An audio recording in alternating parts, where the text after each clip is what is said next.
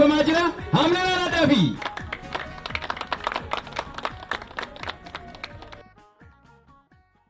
Kana Sibusireetti bara kana piroojeektii gurguddaa piroojeektii 60 piroojeektii 41 kan karoorfanne akka waliigalaatti piroojeektii 41 iyyuu xumurree akka jirrudha jechuudha. Akka waliigalaatti baajata mootummaa bara kana qabanne keessa birrii miiliyoona 64 kan qaban waliigala kan dhaabbata garagaraatti wajjin wal qabatee birrii miiliyoona 397 waliigala birrii miiliyoona 400 oliin piroojeektii 41 uummata banaa goonee jirra jechuudha.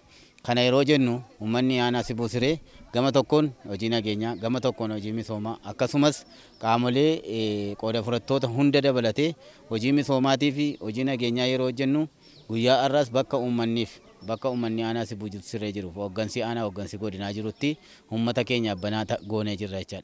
ዘንድሮ ለምርቃት ያዘጋጀን ፕሮጀክቶች ብዙ ነው። 41 ፕሮጀክቶች በ400 ሚሊዮን 39,9 ብር ዛሬ ለምርቃት አደርሰናል። የኛ ወረዳ አሁን በልማትም በጸጥታ ዘርፍም በሰላም ደረጃ ላይ ያለ አኒ ሆጂ ዳባማ ተንጅራ እቺ ገልሜ ማኒ ዶክመንቲ መከኛኒ በረታ ሆጂ ዳቤሰ ጀራምኔ ግቤ ከምኔ ቦደ gara piroojeektii kanaatti dhufnee hojii dhabaadhaanii ijaaramneetu gara iddoo kanaatti dhufne warshaa nyaata beeladootaa innis immoo nyaata lukkuurraa kaasee hanga furdisuutti hanga aananitti isa jiru hojjechaa irraa jechuudha. Nuuni mootummaan beeksisa baasnee dorgomnee galtii garagaraadhaanii manaajimentii jira akkaawuntiin jira nama fiildii garagaraadhaan walitti kurfeessee nyaata kana kan jiru kana keessa kan nyaata horii jira.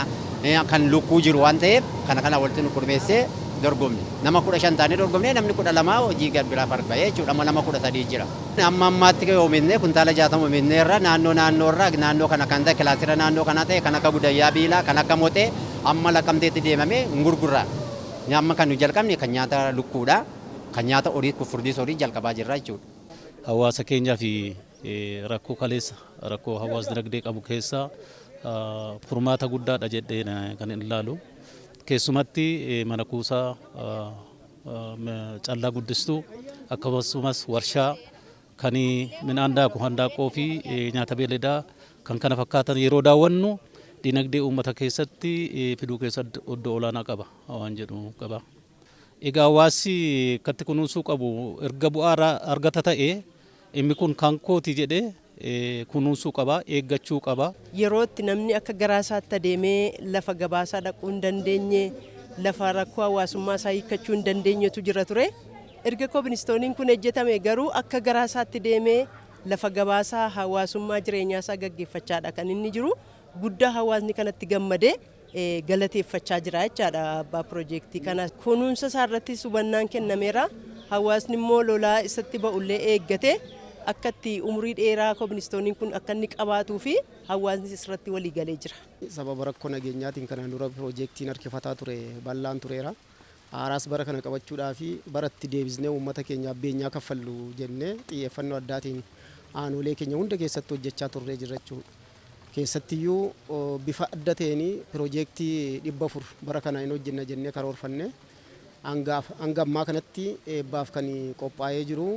Piroojeektii 245 maallaqa biiliyoona 1.1 oliin kan hojjetamee fi akkasumas uummata miliyoona 1.5 olii fayyadamaa taasisa jedhameeti kan eegamu. Kanneen hafanis immoo yeroo gabaabaatti kan xumuraman jiru. Piroojeektiin yeroo dheeraa waggaa tokko waggaa lama fudhatanii ijaarsi gurguddaanis immoo itti fufinsaan kan hojjetaman waan ta'eef uummanni keenya kan beekuu qabu.